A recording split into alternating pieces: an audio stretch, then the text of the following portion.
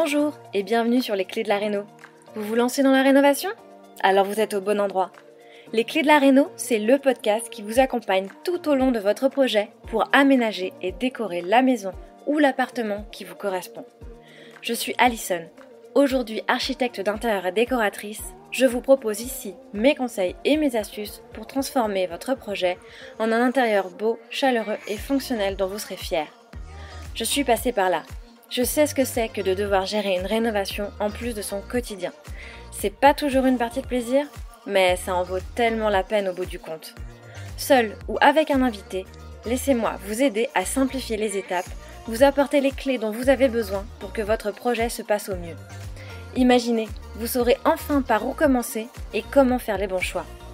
Retrouvez-moi aussi sur Instagram, c'est tout simplement les clés de la réno podcast pour encore plus de partage et de retour d'expérience.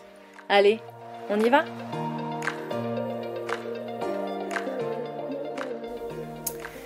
Bonjour à tous et bienvenue dans ce nouvel épisode de Les Clés de la Réno, le podcast. Aujourd'hui, on continue notre Réno Camp avec cet épisode 4. Donc le Réno Camp, qu'est-ce que c'est si tu arrives là aujourd'hui ? C'est un peu comme un summer camp pour bâtir ton projet de réno sur de bonnes bases. On va se retrouver jusqu'à samedi pour un total de 7 épisodes, 7 conseils pour te permettre de donner un coup de boost à ton projet. Alors dans les précédents épisodes, on a vu plusieurs thématiques importantes. Je t'invite à aller les écouter. Dans l'épisode numéro 1, on a parlé de comment anticiper au maximum la préparation de ton projet le plus tôt et donc plus tôt que tu ne le penses. Dans le deuxième épisode, on a aussi vu pourquoi c'est important de prêter une certaine attention à ce que tu ne pourras pas changer dans ton projet plutôt qu'à ce que tu peux changer. Et dans le troisième épisode, on a également parlé budget, argent et pourquoi c'est important d'obtenir des devis détaillés pour avoir une meilleure visibilité dans ton projet.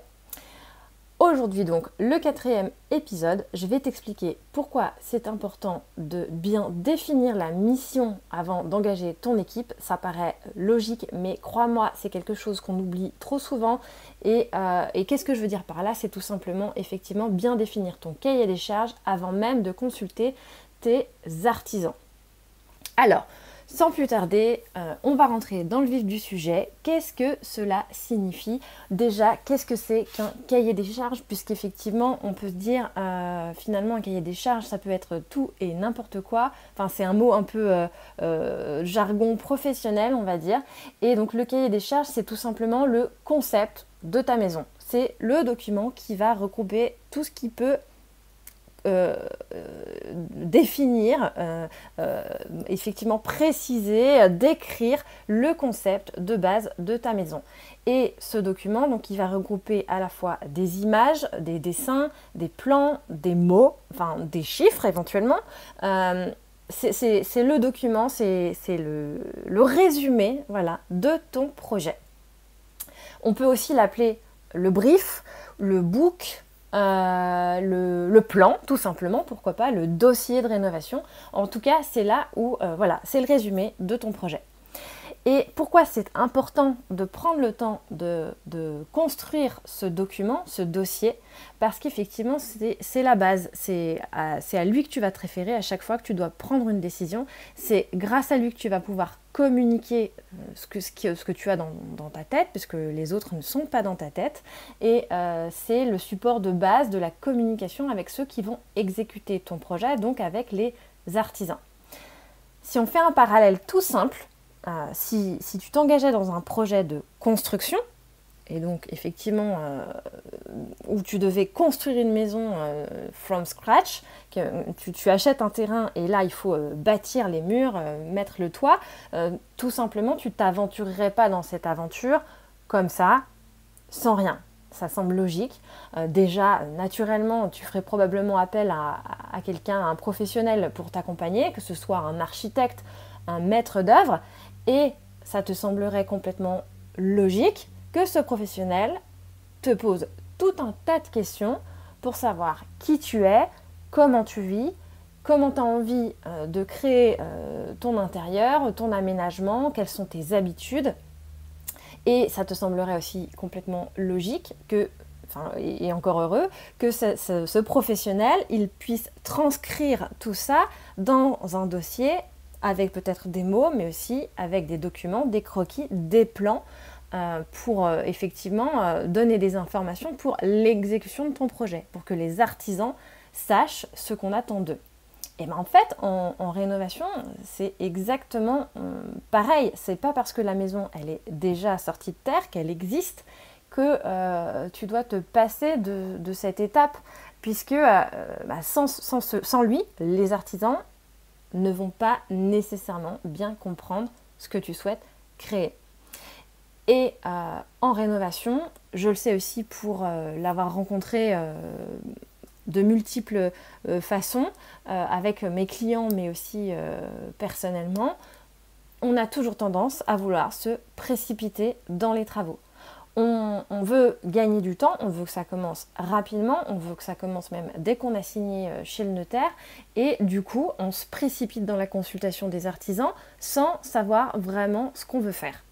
Donc, ça arrive qu'on fasse venir des artisans et qu'on dise là j'aimerais faire tomber ce mur, là j'aimerais faire une salle de bain, là j'aimerais mettre des carreaux de ciment, mais comme ça, un peu en freestyle, à l'oral, pour que l'artisan, qui la plupart du temps ne prend pas de notes, puisse te réaliser un devis.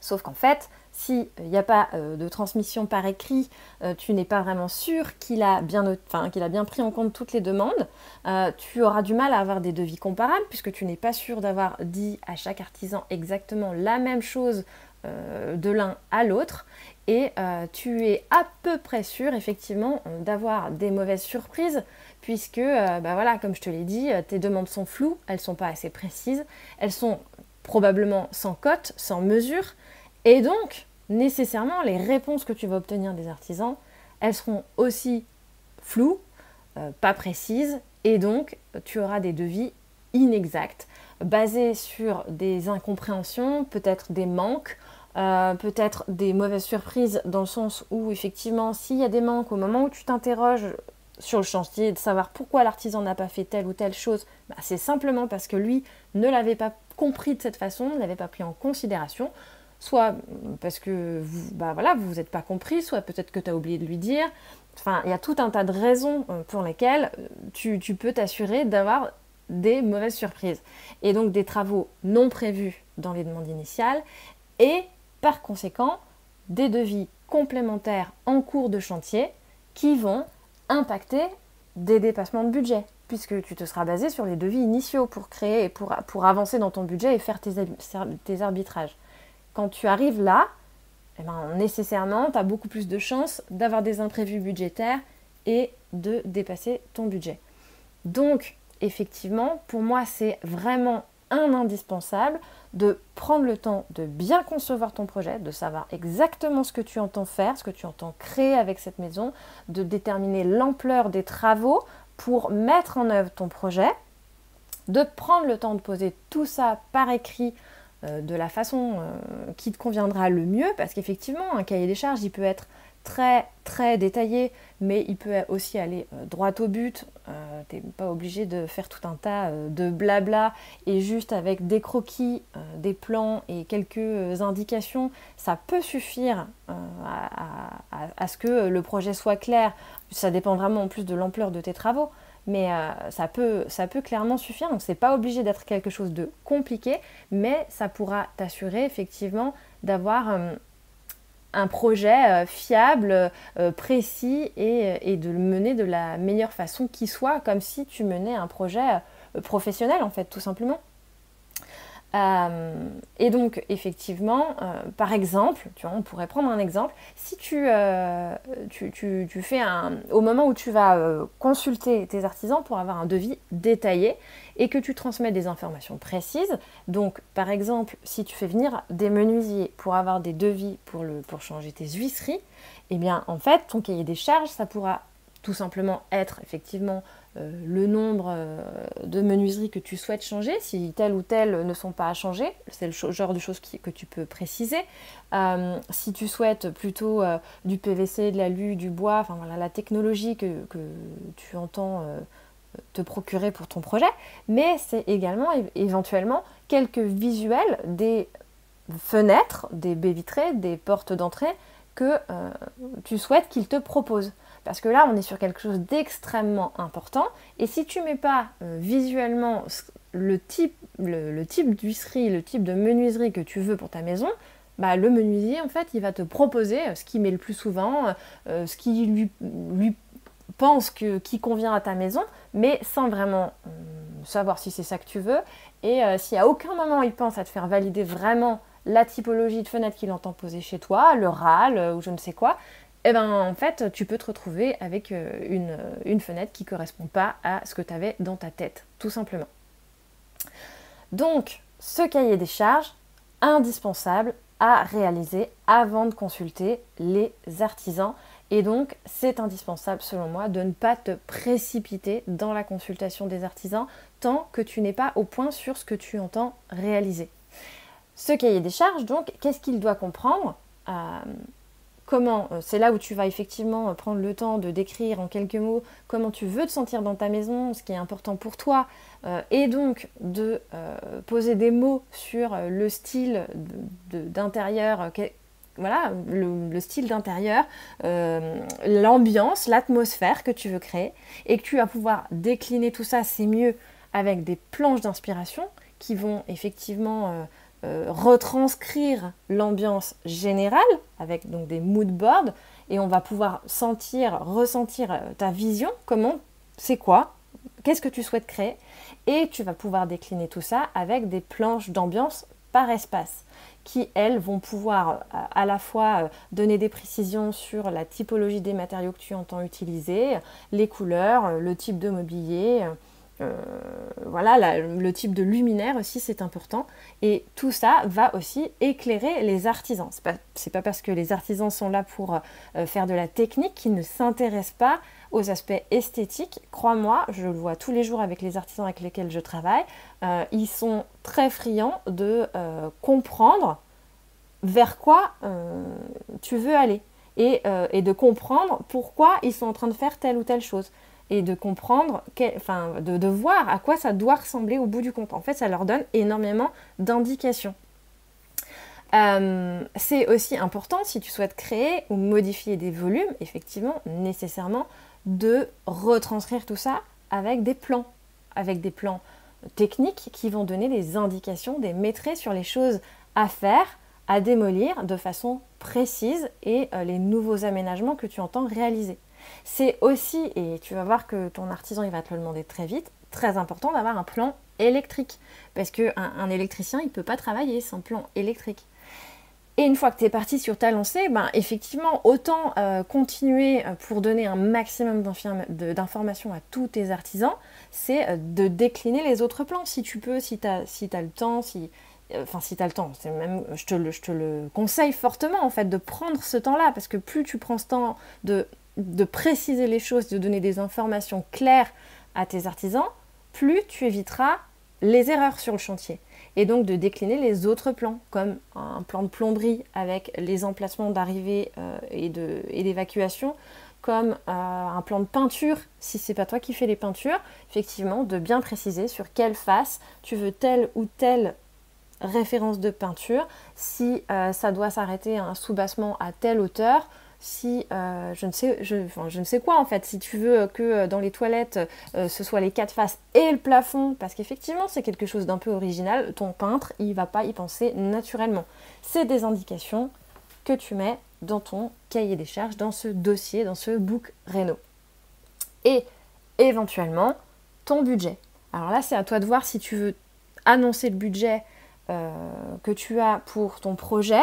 Si tu estimes que annoncer annoncer ton budget au moment de la consultation de tes artisans, c'est pas comme ça que tu souhaites travailler, des fois ça peut aider quand même tes artisans à savoir dans quelle typologie de travaux on s'inscrit.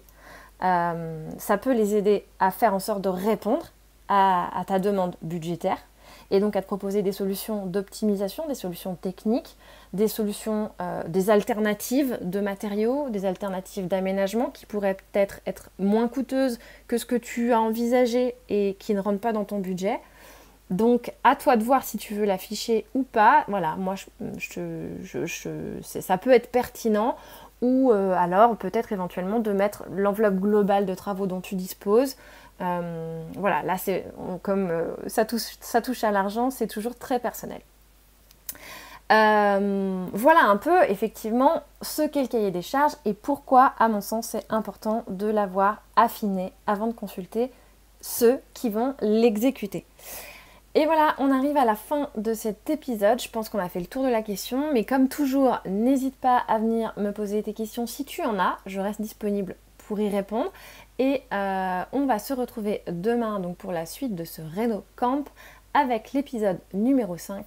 On verra tout simplement pourquoi te créer un cadre, en fait, c'est simplement ton meilleur allié dans ton projet pour éviter de t'éparpiller. À demain!